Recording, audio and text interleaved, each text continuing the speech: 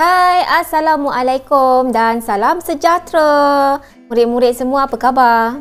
Baiklah, jumpa lagi dengan saya ya, Cikgu Lia Osman. Jadi kita akan terus belajar dengan Cikgu Bahasa Melayu tahun 5 SK.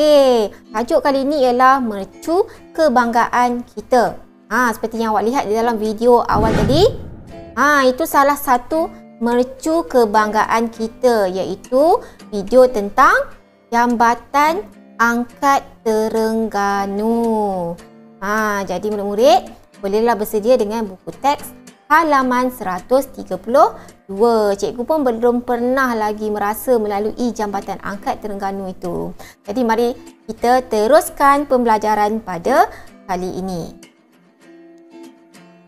Baiklah murid-murid, pada kali ini cikgu berharap murid-murid dapat mengedit dan memurnikan perenggan dari aspek ejaan, tanda baca, penggunaan imbuhan, penggunaan kata dan struktur ayat. Jadi kriteria kejayaan yang patut ada pada kamu pada akhir pengajaran dan pembelajaran ini ialah mengenal pasti 5 kesalahan dalam perenggan. Jadi jom kita mulakan dengan aktiviti yang pertama, iaitu membaca petikan. Baik. Mercu kebanggaan kita.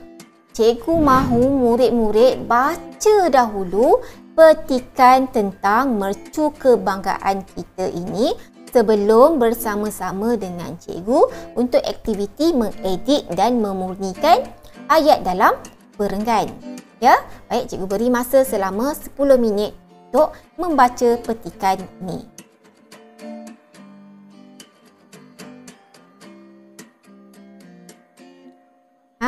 Baiklah, awak semua sudah membaca petikan itu tadi. Jadi mari kita teruskan dengan aktiviti yang kedua, iaitu mengedit dan memurnikan petikan.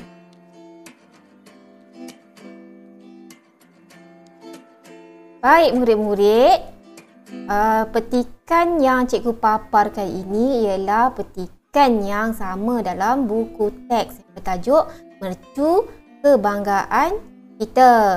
Cikgu type semula supaya nampak paparannya lebih jelas sebab kita semua nak edit semula petikan ini. Baiklah, sebelum tu cikgu nak tanya kamu semua, kamu faham tak tentang isi di dalam petikan itu tadi? Petikan ini menceritakan tentang keindahan Jambatan Angkat Terengganu. Bukan ada anak angkat je, Jambatan Angkat pun ada. Jambatan Angkat ni bukan simpulan bahasa je. Jambatan Angkat Terengganu ni merupakan salah satu mercu kebanggaan yang ada di negara kita.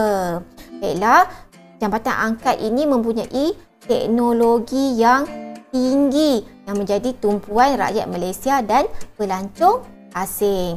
Jadi mari kita baca lagi sekali dan kita cuba cari kesalahan dari segi sama ada tanda baca, ejaan, perkataan dan sebagainya. Baik, mari kita teruskan. Baik, Farisha tidak sabar hendak melihat keindahan Jambatan Angkat Terengganu. Sebelum itu ya murid-murid, petikan ini cikgu ambil bermula daripada ayat ini ya. Kerana kesalahan yang didapati di dalam petikan ini bermula daripada ini. Baik, Farisha tidak sabar hendak melihat keindahan Jambatan Angkat Terengganu.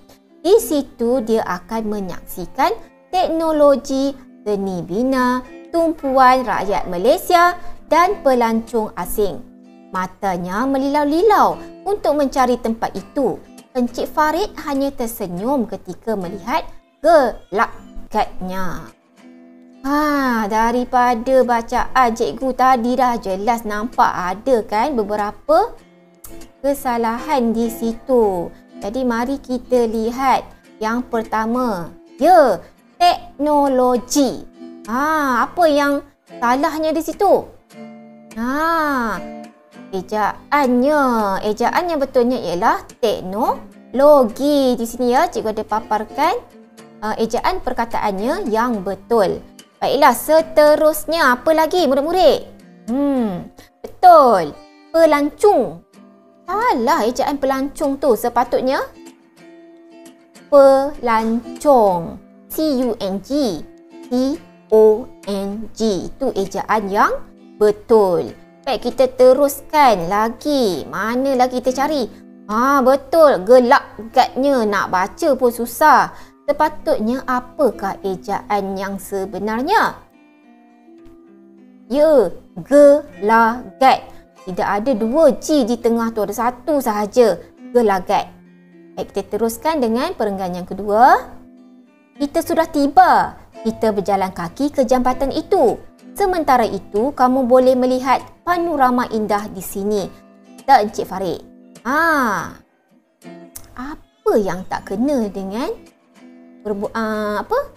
perbualan ini? Dialog ni apa yang tak kena ya? Mari kita lihat. Ya, panorama. Panorama. Salah ejaannya. Apakah ejaan yang sebenarnya murid-murid? Betul, panorama. Ada lagi tak kesalahan yang lain?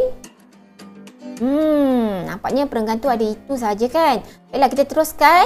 Wah, cantiknya seni bina. Tidak saya sangka Malaysia ada binaan sehebat ini. Luar Farisha. Lain macam nada intonasi yang cikgu baca kan? Sebab ayat ini mempunyai kesilapan dari segi. Ya, ada kesilapan dari segi tanda baca. Mari kita lihat. Yang pertama, tanda pembuka katanya hanya ada pembuka kata tunggal sahaja. Kata petik tunggal sahaja. Sepatutnya kalau perbualan mesti ada kata petik dua ini ataupun kata petik kembar seperti ini untuk permulaan dialog. Baiklah, seterusnya. Ya, tanda soal di situ. Ini bukan soalan. Ini bukan ayat tanya. Ini ialah ayat seruan. Kenapa cikgu kata ayat seruan? Kerana ada kata seru di hadapannya. Wah. Wah ialah kata seru. Sepatutnya tanda di sini kita letakkan tanda seru. Jadi yang seterusnya. Ya, Malaysia ialah kata nama khas. Sepatutnya mesti ditulis dengan huruf pertamanya dengan huruf besar. Malaysia, M mesti huruf besar. Kita teruskan lagi. Ya, betul. Tanda seru dengan tanda petik tunggal tu. Tanda petik satu tu salah. Sama juga. Pembuka kata di sini menggunakan tanda petik dua. Di hujung pun menggunakan penutup kata. Seperti ini iaitu ini. Tanda seru tu digantikan dengan koma. Kemudian ada kata petik dua ataupun kata petik kembar ini. Baik, Luar Farisha. Nampaknya itu saja kesilapan yang ada pada perenggan ini. Jadi murid-murid, mari kita teruskan dengan perenggan yang seterusnya. Cik Farid sekeluarga disambut mesra oleh pegawai penerangan di situ setelah membeli tiket. Mereka melalui laluan keselamatan dengan teknologi imbasan kod bar untuk ke galeri Jejantas Puncak. Mereka naik ke atas dengan lift. Lain macam kan? Baiklah, Encik Farid sekeluarga disambut oleh pegawai penerangan di situ. Baiklah, kesalahan pertama yang ada pada perenggan ini ialah, kita lihat tu. Nampak tak tanda nokta tu? Perlu ke tanda nokta tu kat situ? Sepatutnya di sini, ayat ni dah habis. Sepatutnya mesti letak tanda nokta, bukan tanda koma. Maaf, tanda koma. Tanda koma di situ tak sesuai kerana ayat tu sudah habis. Jadi perlu letak tanda nokta. Baik, setelah membeli tiket. Mereka melalui laluan keselamatan. Apa yang tak kena? Ya, tanda nokta ni. Tanda nokta ni sepatutnya ada tanda koma. Tertukar dua ni ya, tempat ni. Baiklah, sepatutnya ada tanda koma. Jadi nada bacaannya, setelah membeli tiket, Mereka melalui laluan keselamatan dengan teknologi imbasan kod bar untuk ke galeri di jejantas puncak. Baiklah, yang seterusnya.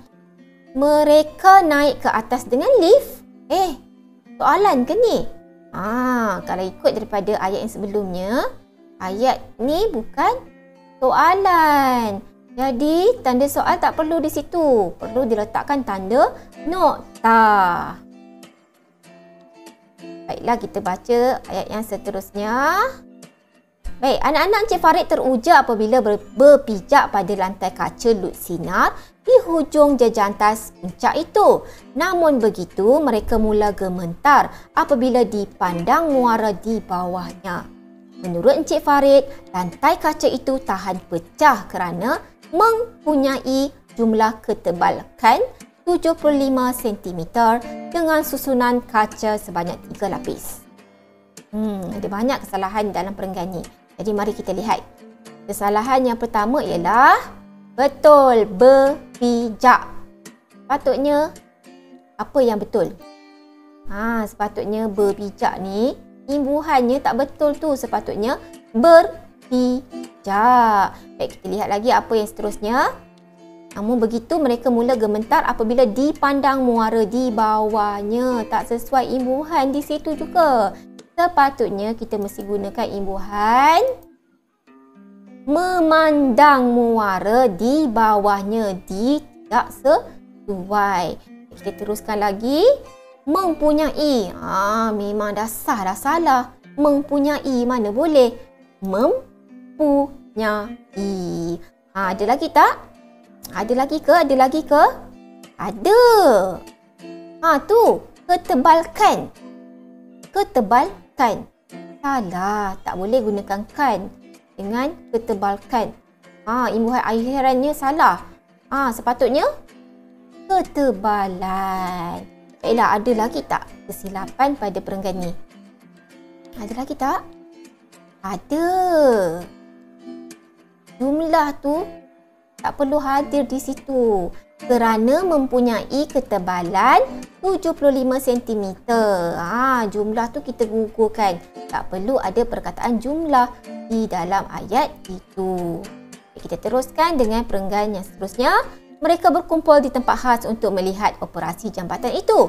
Menurut pegawai penerangan, jambatan itu menggunakan teknologi hidraulik baskul yang antara tercanggih di dunia.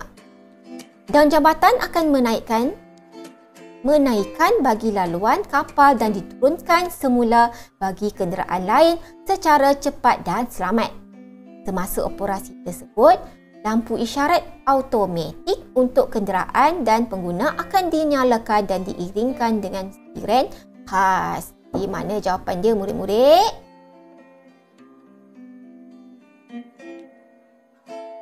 Mari kita lihat mana kesalahan yang ada dalam perenggan ini. Mana dia? Ya, hidraulik. Apa yang tak kena? Kesalahan ejaannya. Sepatutnya ejaan hidraulik ialah hidraulik. O tu digantikan dengan U.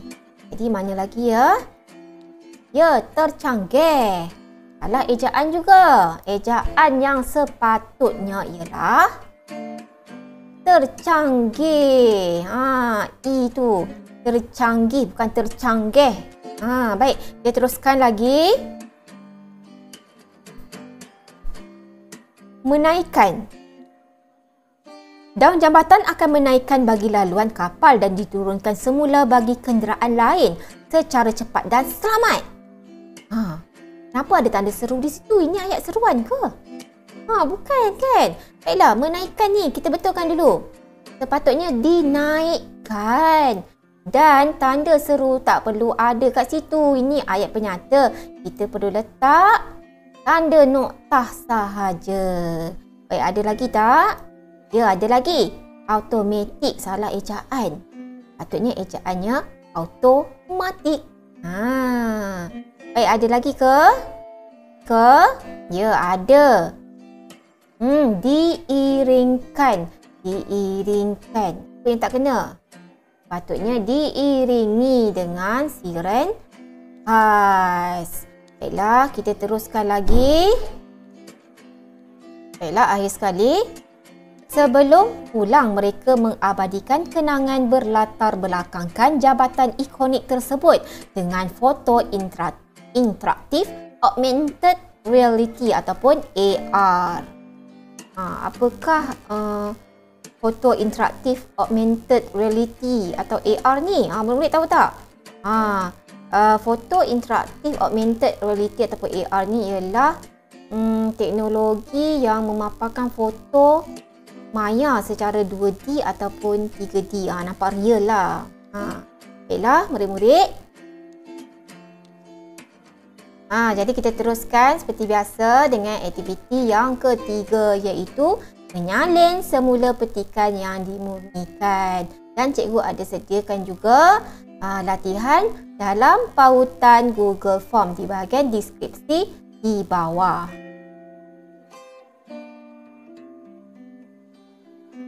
Baiklah murid-murid, semoga awak semua memahami semua penjelasan yang telah cikgu terangkan tadi.